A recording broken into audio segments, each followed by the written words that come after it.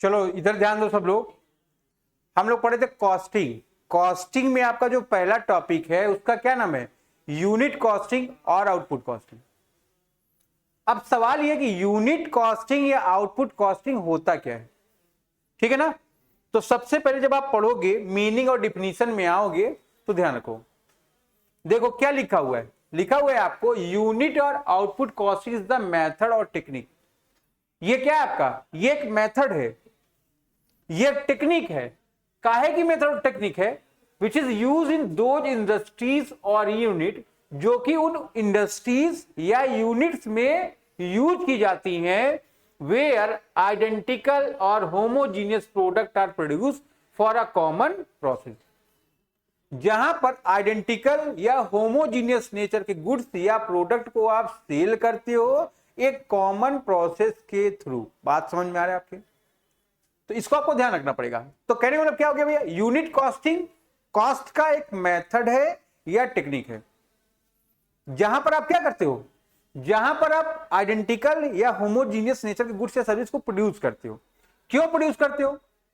ठीक है, all the units produce are more और less similar to each other. जितने भी यूनिट आप प्रोड्यूस करते हो उसमें से मोर और लेस क्या होते हैं? सिमिलर नेचर के होते हैं।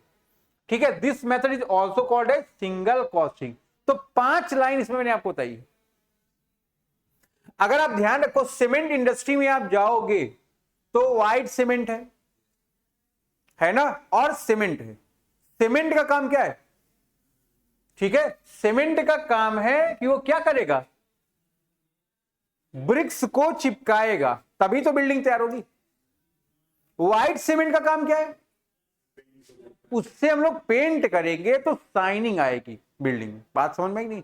तो दोनों के वर्क अलग अलग हैं, बट ध्यान रखो दोनों का जो प्रोसेस है मोर और लेस वो क्या है? Similar in nature. बात समझ में आ रहा है आपके? कोई दिक्कत इसमें? ठीक है, अगर शर्ट बनाओगे तो शर्ट कई तरह से बन सकता है, पार्टी वियर, कैजुअल, है ना, और यूनिफॉर्म का।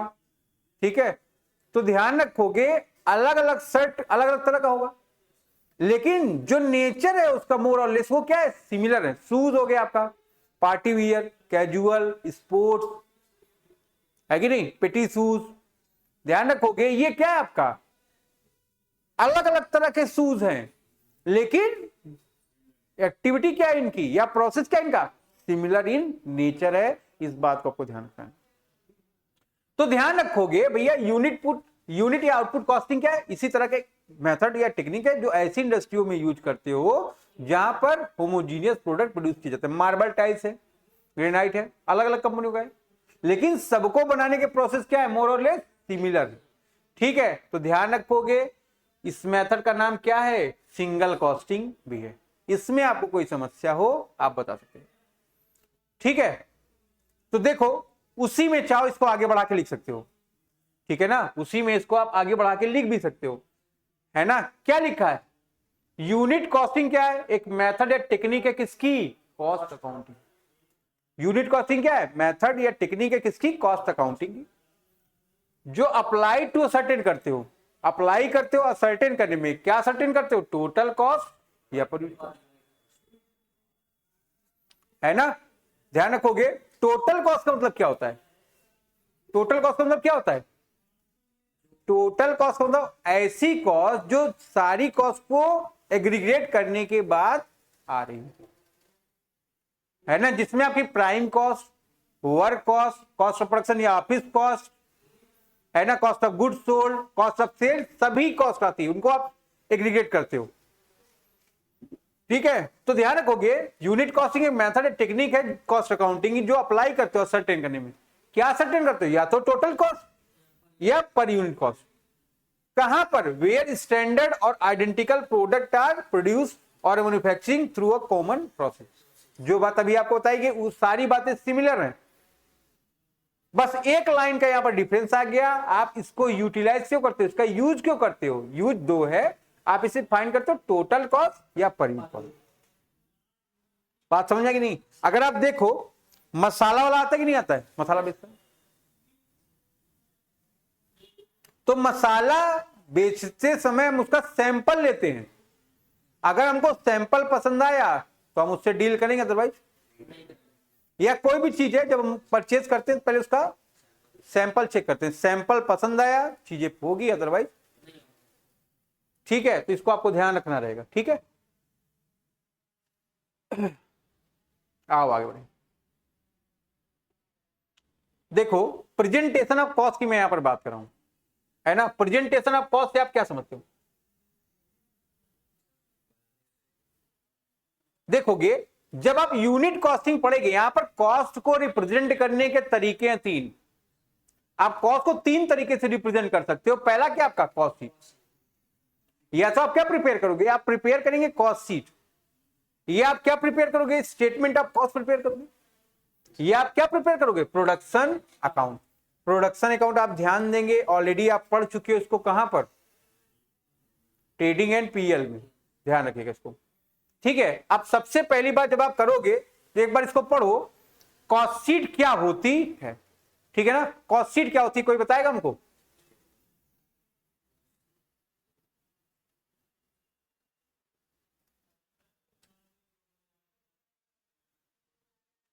Cost sheet is a statement. जब भी मैं बात करूंगा तो बात करूंगा स्टेटमेंट और अकाउंट में डिफरेंस क्या होता है। What is the difference between statement and cost, sorry, account. Accounts में ओपनिंग और क्लोजिंग बैलेंस होता है, स्टेटमेंट में कोई भी ओपनिंग और क्लोजिंग बैलेंस नहीं होता। अकाउंट्स में टू और बाई वर्ड यूज करते हो, डेबिट क्रेडिट साइड होते हैं, बट स्टेटमेंट में टू बाई वर्ड यूज नहीं करते हो, डेबिट क्रेडिट साइड नहीं, है ना। अकाउंट में आप डेट का कॉलम इंटर करते हो, जिससे आप ट्रांजैक्शन को क्रोनोलॉजिकल ऑर्डर्स में डे बाय डे लिखते हो, बट आप ध्यान रखोगे, क्या ध्यान रखोगे, स्टेटमेंट में, कॉस्ट शीट में ये सब काम नहीं, क्रोनोलॉजिकल ऑर्डर में काम नहीं, या होता भी है तो डेट का कॉलम नहीं पड़ता है। बात समझ में आ रही नहीं? ये सब बात आप ध्यान रखिए। जब आप अकाउंट प्रिपेयर करते हो तो डबल अकाउंटिंग सिस्टम को ध्यान में रखते हो, बट स्टेटमेंट में आप डबल अकाउंटिंग सिस्टम को ध्यान में नहीं रखते हो। ये सबसे बड़ा है, आपके पेपर में यहां से एमसीक्यूज पूछ सकता है। आप देख रहे हैं ना, टीजीटी, पीजीटी, जितने भी हैं सब में एमसीक्यूज हैं, तो यहां से एमसीक्यूज हो सकता है ना।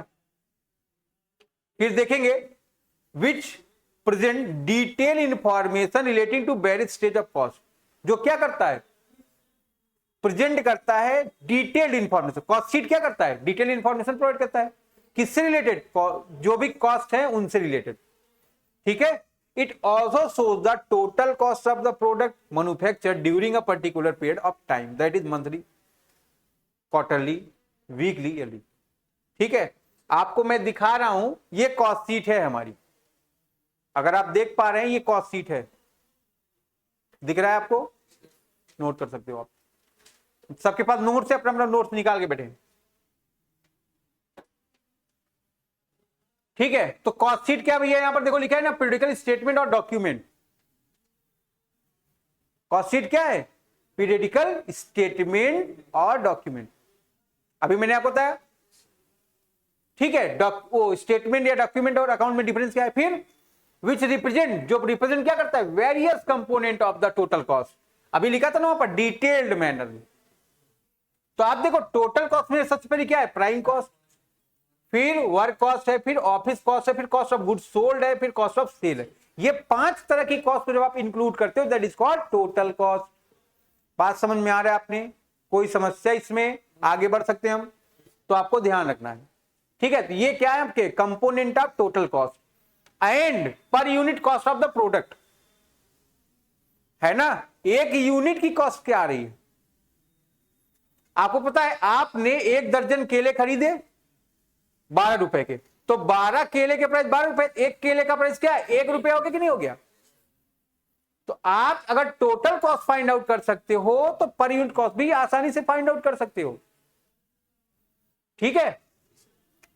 कब के लिए, for specific time period in analytical and detailed manner, ठीक है ना, किसी भी सर्टेन टाइम के लिए कैसे एनालिटिकल या डिटेल मैनर। बात समझ में आ रहा है, कोई दिक्कत।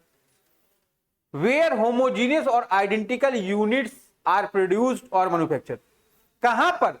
जहां पर होमोजीनियस या आइडेंटिकल प्रोडक्ट प्रोड्यूस या मैन्युफैक्चर किए जाते हैं, है ना। होमोजीनियस का मतलब,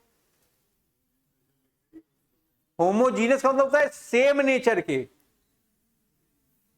ठीक है। तुम भी तखत पर सोते हो, ये भी तखत पर, सब तखत पर सोते हैं। वो महंगा तखत पर सो रहा है, तुम सस्ते तखत पर। नेचर क्या हो गया? होमोजीनियस हो गया ना। आप भी दाल चावल खा रहे हो, भी दाल चावल खा रहे हो, वो फ्राई में खा रहे हैं, आप सिंपल में खा रहे हो। होमोजीनियस नेचर, ठीक है। होमोजीनियस का मतलब क्या है? Similar nature. और आइडेंटिकल यूनिट, आइडेंटिकल का मतलब क्या है? एक जैसा। गिलास से पानी पियोगे, है ना, कोई स्पून से पानी नहीं पिएगा, चम्मच से पानी कोई नहीं पीता है, ठीक है। तो आपको ये ध्यान रखना है भैया। बात समझ में आ रही है आपकी? कोई दिक्कत इसमें? Cost sheet is prepare where output is given in the question. Cost sheet आप तभी प्रिपेयर करते हो जब क्वेश्चन में आपको क्या मेंशन हो? आउटपुट, ठीक है। इसमें कोई समस्या? इस पे आप गौर फरमाइए। चलिए पढ़िए एक बार इसको।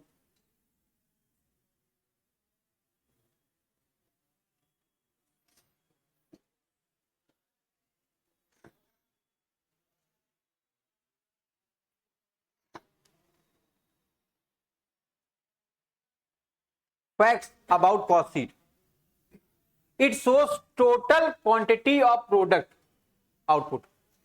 ये क्या शो करता है? Total quantity. ये आप इसको टोटल सेल भी बोल सकते हो, कितना बनाया गया, यूनिट प्रोड्यूस भी बोल सकते हो, ठीक है। तो सबसे पहली बात, कॉस्ट शीट क्या शो करता है? आउटपुट। अगर आउटपुट दिया गया तभी आप कॉस्ट शीट प्रिपेयर करोगे, अदरवाइज आप स्टेटमेंट ऑफ कॉस्ट प्रिपेयर करोगे। दोनों सेम ही तरह के हैं, ठीक है। It shows total cost and per unit cost with the various component. अलग अलग कंपोनेंट के साथ जो टोटल कॉस्ट आती है, जैसे आपको पता है सारे डायरेक्ट कॉस्ट आप ऐड कर दोगे, प्राइम कॉस्ट आ जाएगी। अभी आगे बता रहे हैं, सारे इनडायरेक्ट खर्च ऐड कर दोगे, वर्क कॉस्ट आ जाएगी, ठीक है। तो ये क्या कर रहा है? Total cost per unit cost बता रहा है विद दी वेरियस कंपोनेंट, अलग अलग कंपोनेंट के साथ। बात समझ में आ रहा है कि नहीं आ रहा है? कंपोनेंट क्या है? प्राइम कॉस्ट, वर्क कॉस्ट, या इसी को आप फैक्ट्री कॉस्ट बोल सकते हो, कॉस्ट ऑफ प्रोडक्शन, इसी को आप ऑफिस कॉस्ट बोल सकते हैं, cost of goods sold, cost of sale. बात समझ में आ रहा है आपको? ठीक है। तो ये सब कंपोनेंट है। Comparative cost of two different time period. पिछले साल हमारे पास 500 बच्चे थे, इस साल हमारे पास अभी 100 बच्चे नहीं है। ये हकीकत है। हम दोनों को कैसे समझ पा रहे हैं? दोनों की कंपैरेटिव स्टडी है हमारे पास, दोनों की कंपैरेटिव स्टडी है, तो हमको समझ में आ रहा है पिछले साल इतने बच्चे थे, पिछले साल इतनी बड़ी जगह थी। उसी तरह यहां पर पिछले साल मेटेरियल की क्या कॉस्ट थी, लेबर की क्या कॉस्ट थी, इस साल क्या है, दोनों में डिफरेंस क्या है। इससे हम लोग क्या करें? कंपैरेटिव कॉस्ट अलग अलग ड्यूरेशन के कंप्लीट कर पा रहे हैं, ठीक है। Proportion of each individual cost to total cost express in percentage.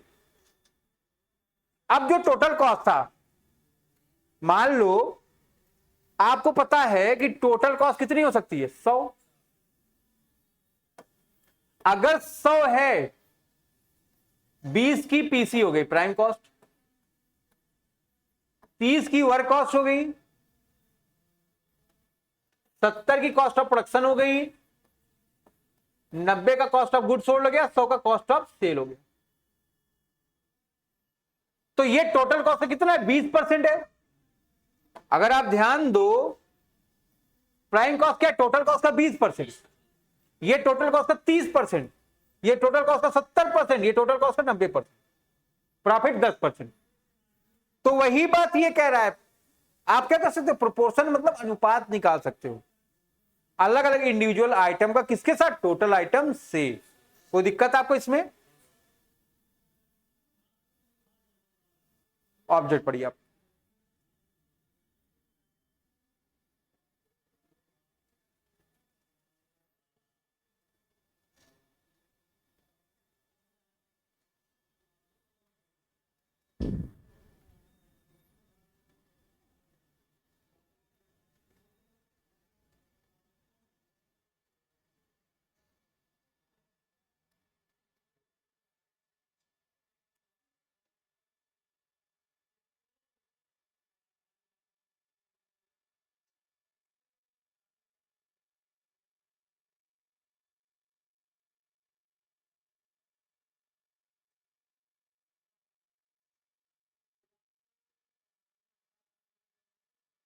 Object क्या है? To know the total cost of production. आप प्रोडक्शन की यहां से कुल लागत पता कर सकते हैं। To clarify cost under related category such as prime cost, work cost etcetera, है ना, जितनी भी कॉस्ट है उसको आप क्लियरिफाई कर सकते हो कि टोटल कॉस्ट में प्राइम कॉस्ट जो है वो कैसे आ रही है, वर्क कॉस्ट को कैसे आप फाइंड आउट कर रहे हो, है ना, कॉस्ट ऑफ प्रोडक्शन को कैसे निकालो, ये सारी बात आप इसमें क्लियरिफाई कर सकते हो। फिर to determine the effect of each element of cost. Cost के कई एलिमेंट है, मटेरियल, लेबर, ओवरहेड, और मटेरियल लेबर ओवरहेड भी कई तरह के, direct indirect, direct indirect, direct indirect, है ना। तो ध्यान रखोगे उसका इफेक्ट क्या पड़ रहा है, उसको भी आप इसमें डिटरमाइन कर सकते हो। टू कंपेयर कॉस्ट ड्यूरिंग 2 और मोर पीरियड, आप कंपेयर कर सकते हो कॉस्ट, ठीक है, 2 या 2 से अधिक समय की। To determine propose selling price to earn desire profit. अगर हमने 10 लाख का सेल किया तो 1 लाख का प्रॉफिट कमाया, तो 2.5 लाख का प्रॉफिट कमाने के लिए हमको कितनी सेल करनी पड़ेगी? 25 लाख की सेल करनी पड़ेगी कि नहीं करनी पड़ेगी? तो ये भी आप डिटरमाइन कर सकते हो कि अगर आपको ये इच्छा है प्रॉफिट कमाने की तो आपको कितनी सेल करनी पड़ेगी, आप उसको क्या करोगे? प्रोपोर्शन निकाल लोगे, आराम से कर लोगे। To determine tender price on the basis of cost data and future prospect, आप डिटरमाइन कर सकते हो टेंडर प्राइस, है ना। टेंडर प्राइस का मतलब क्या है? अगर आपने 1000 के लिए कॉस्ट निकाल ली है तो 5000 के लिए भी आप कॉस्ट निकाल सकते हो कि नहीं निकाल सकते हो, उसी डेटा के भी आप पर, इसको आप ध्यान रखेंगे, ठीक है। कोई समस्या इसमें आपको? सभी लोग ध्यान दो, इसके बाद आपका कॉस्ट शीट है, ये आप अपने नोट्स में कॉस्ट शीट ओपन कर लीजिए।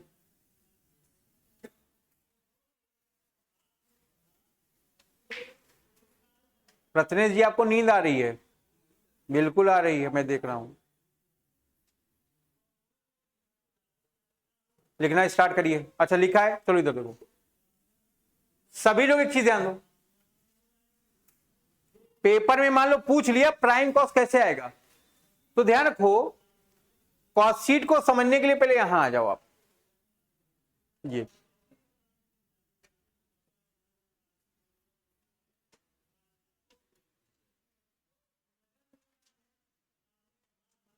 दिख रहा है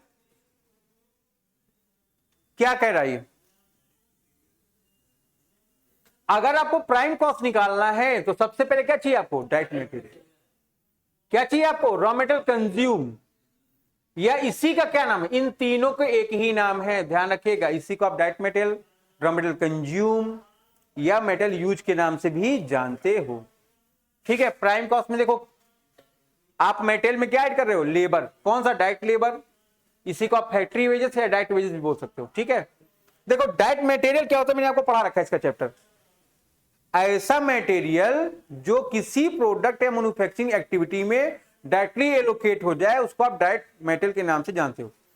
जैसे कहीं पर शर्ट बन रहा है और उस फैक्ट्री में मैं पहुंचा और पहुंचते मान देख के ही मैं पहचान गया यहां पर शर्ट बन रहा है, तो शर्ट अगर बन रहा है तो कपड़ा का रिक्वायरमेंट होगा उसमें, तो कपड़ा जो शर्ट बनाने में आप यूज कर रहे हो, यही क्या है? आपका डायरेक्ट मटेरियल,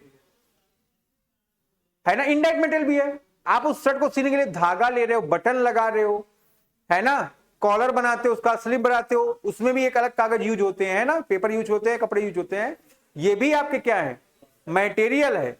लेकिन इसको आप क्या बोलते हो? Indirect material. बिना उसके भी बन सकता है, बट वो फिनिशिंग उसमें नहीं आएगी अगर आप उसके बिना बनाओगे तो। जी डायरेक्ट लेबर क्या भाई? ऐसे लेबर, उस शर्ट को सिलने में जो लेबर लगा, टेलरिंग लगी, उसको आपने क्या नाम दिया? Direct labour. लेकिन इनडायरेक्ट लेबर भी है ना। एक आदमी जब शर्ट बन जाता है उस शर्ट को प्रेस करता है, अदरवाइज उसमें क्या होता है? सिकुड़न रहती है। ध्यान रखो वो आदमी कपड़े के सिलाई से डायरेक्टली रिलेटेड नहीं है। एक आदमी लगा है, वो क्या कर रहा है? टेलर को चाय ला के पिलाता है, वो भी तो लेबर है, बट वो डायरेक्ट लेबर नहीं। डायरेक्ट लेबर ना हो, कैसी लेबर है? इनडायरेक्ट लेबर, ठीक है। तो ध्यान रखोगे प्राइम कॉस्ट में क्या है? Direct material, direct labour. अब क्या? Direct expense. आपने मटेरियल को पहचान लिया, आपने लेबर को पहचान लिया, मटेरियल को सेट कर दिया मटेरियल में, लेबर को सेट कर दिया लेबर में। ऐसे खर्चे जो अनएलोकेट हैं, जो ना तो लेबर में ना मटेरियल में, उनको आप कहां सेंड कर देते हो? इसको आप चार्जेबल एक्सपेंस भी बोलते हो। इन तीनों को ऐड कर दोगे क्या आ जाएगा, प्राइम कॉस्ट। बात समझ में आ रहा है कि नहीं आ रहा है? तो ध्यान रखोगे यहां पर बेटा, ये कॉस्ट शीट है हमारी, सबको दिख रहा है? अब देखो, opening stock of raw material है ना, इसमें ऐड कर दिया आपने परचेज, ऐड कर दिया परचेज पर खर्चा, कैरीज ऑन परचेज या कैरीज इनवर्ड, माइनस कर दिया closing stock of raw material. जो वैल्यू आ गई यही क्या है, रॉ मटेरियल कंज्यूम, यही क्या है, रॉ मटेरियल कंज्यूम। ठीक है, तो रॉ मटेरियल कंज्यूम में direct wages direct expense add कर दिए, जो आगे यही क्या है, प्राइम कॉस्ट। क्या आप ये बात कर लोगे अपने से? इसमें कोई समस्या है आपको? अगर किसी को समस्या वो बताए, आगे बढ़े फिर हम। अब देखो, इसके बाद हम लोग बात करेंगे वर्क कॉस्ट पर। इसको आप फैक्ट्री कॉस्ट का भी नाम देते हो, इसको आप आराम से पढ़ लो, अपने नोट्स में भी पढ़ते रहिए।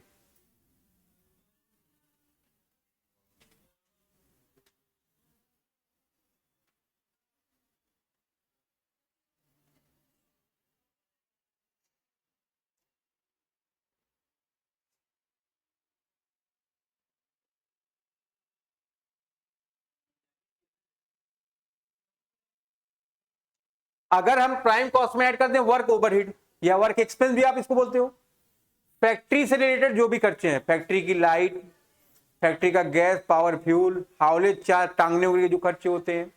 ठीक है, फिर इनडायरेक्ट एक्सपेंस या indirect labour, fuel, gas, power, depreciation, machine, plant, building, किसी पर भी हो जो फैक्ट्री से रिलेटेड हो। ठीक है, तो ध्यान रखोगे। इसके बाद इसमें opening stock of WIP, work in progress को ऐड करो, ओपनिंग का क्लोजिंग का माइनस कर दो। अगर कोई स्क्रैप बेच रहे हो उसको माइनस कर दो, जो वैल्यू आ जाएगी वही क्या है आपकी, वर्क कॉस्ट। स्क्रैप का मतलब कबाड़ होता है। प्राइम कॉस्ट में ध्यान रखोगे, आपने क्या ऐड कर दिया, वर्क एक्सपेंस या वर्क ओवरहेड, तो जो आए उसको आप क्या बोलोगे, वर्क कॉस्ट। बात समझ में आ रहा है आपकी नहीं? तो आप प्राइम कॉस्ट में ये वर्क एक्सपेंस आप ऐड किए, opening stock of WIP add किए, क्लोजिंग माइनस किए, स्क्रैप ऑफ सेल माइनस किए, जो आ गया वही वर्क कॉस्ट हो गया। कोई दिक्कत आपको इसमें बता सकते हो? आगे बढ़े।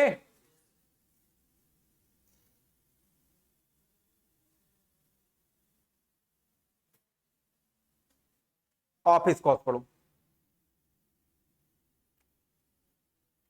देखो, वर्क कॉस्ट में जब आप ऑफिस कॉस्ट या मैनेजमेंट के खर्चे, ऑडिट फीस, ये सब उठा के ऐड कर दो, और इसमें आप ऐड कर दो जर्नल एक्सपेंस, एडमिनिस्ट्रेशन के खर्चे, जो कॉस्ट आ गई उसी को आप क्या बोलोगे, कॉस्ट ऑफ प्रोडक्शन या ऑफिस कॉस्ट। कोई दिक्कत? छापो, छापा हुआ। आप कॉस्ट ऑफ प्रोडक्शन में opening stock of finish goods add कर दो, closing stock of finish good minus कर दो, क्या आ गया, इसी कॉस्ट में हमको ऐड करना है opening stock of finish good, closing minus करना है, जो आएगा क्या कहलाएगा, कॉस्ट ऑफ गुड्स सोल्ड। तो कॉस्ट ऑफ सेल कैसे आएगा, कॉस्ट ऑफ गुड्स सोल्ड में आप ऐड कर दो सेलिंग और डिस्ट्रीब्यूशन खर्चे, यही क्या आ गया आपका, कॉस्ट ऑफ सेल्स। पेपर में यहां से क्वेश्चन रहेंगे, इसको आप प्रिपेयर कर लेंगे। ठीक है, सेल्स में से cost of goods sold minus कर दोगे, प्रॉफिट आ जाएगा। कॉस्ट ऑफ गुड्स सोल्ड में माइनस कर दोगे, सॉरी कॉस्ट ऑफ सेल में सेल माइनस कर दोगे, लॉस आ जाएगा। ठीक है, कोई दिक्कत? देखो, अभी तक जो मैंने पढ़ाया उसमें मटेरियल 3 थे आपके, रॉ मटेरियल, रॉ मटेरियल को आपने प्राइम कॉस्ट में ऐड किया, ओपनिंग क्लोजिंग माइनस किया। WIP वर्क इन प्रोग्रेस को आपने वर्क कॉस्ट में ओपनिंग ऐड किया, क्लोजिंग माइनस किया। और फिनिश गुड्स को क्या किए, ओपनिंग स्टॉक ऐड किए, क्लोजिंग माइनस किए, क्या गया, कॉस्ट ऑफ गुड्स सोल्ड। इतनी बात मैंने आपको बताई। कोई दिक्कत? तो ध्यान रखो, ये पूरी कॉस्ट शीट हो गई आपकी। ठीक है, प्राइम कॉस्ट देख लो कैसे आ रहा है,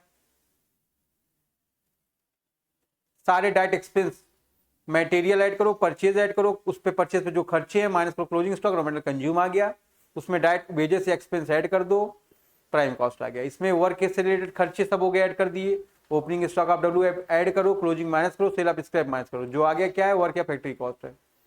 ये ऑफिस, पूरे ऑफिस के खर्चे ऐड कर दिए, टोटल कॉस्ट या कॉस्ट ऑफ प्रोडक्शन आ गया। इसमें आपने opening stock of finish good add कर दिया, closing stock of finish good minus कर दिया, कॉस्ट ऑफ गुड सोल्ड आ गया। इसमें सेलिंग डिस्ट्रीब्यूशन खर्चा ऐड कर दिए, कॉस्ट ऑफ सेल आ गया, है ना। सेल में से कॉस्ट ऑफ सेल माइनस कर दोगे, प्रॉफिट आ जाएगा। ये आपकी पूरी कॉस्ट शीट है, ये आपके पास नोट्स में है। कोई समस्या? हिंदी वाले बच्चों कोई समस्या?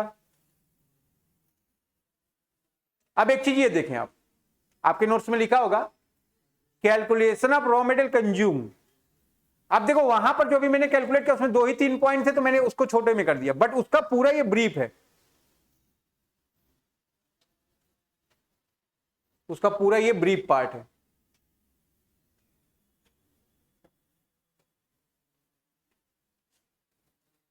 Opening stock of raw material add करो, इसमें परचेज ऐड करो, कैरीज इनवर्ड। कैरीज इनवर्ड का मतलब आप गुड्स को लाने में क्या पैसा खर्च किए हो, फिर custom duty, octroi duty, other direct expense add कर दिए, ये आ गया। डिफेक्टिव मटेरियल माइनस कर दिया आपने, स्क्रैप ऑफ मटेरियल माइनस कर दिया, एबनॉर्मल वेस्ट मटेरियल का माइनस कर दिया, बाई प्रोडक्ट माइनस कर दिए, sale of defective material minus कर दिए, क्लोजिंग स्टॉक माइनस कर दिए। जो वैल्यू आ गई ये क्या है, raw material consume. Defective material क्या है, जो गुड्स खराब है उसको आप वाइट कर दोगे। स्क्रैप का क्या है, कबाड़ जो लग रहा है तुमको। एबनॉर्मल वेस्ट मटेरियल का जो है उसको भी। बाई प्रोडक्ट क्या होता है, शर्ट बना रहे तो कतरन बच गया रुमाल। जब आप मेन प्रोडक्ट बनाओ उसके साथ एक प्रोडक्ट और बन जाए जिसको बनाने का आपका उद्देश्य नहीं था, वो आपका बाई प्रोडक्ट है।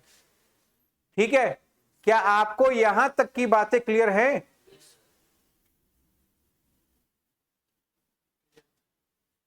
तुमको तो क्लियर ही नहीं करना।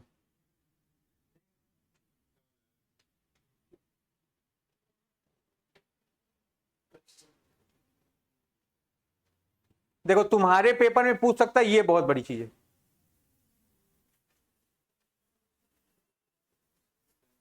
कौन कौन से खर्चे नहीं शो किए जाते कॉस्ट शीट में?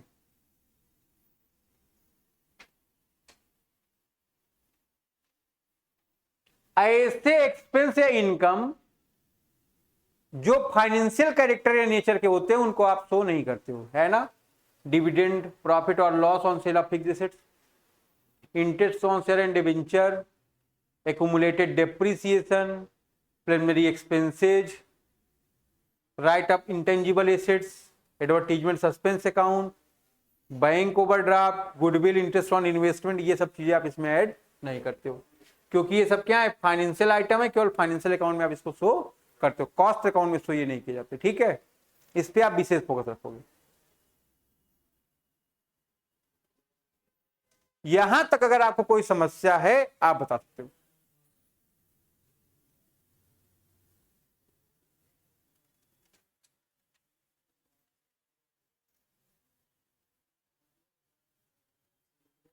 ठीक है फिर।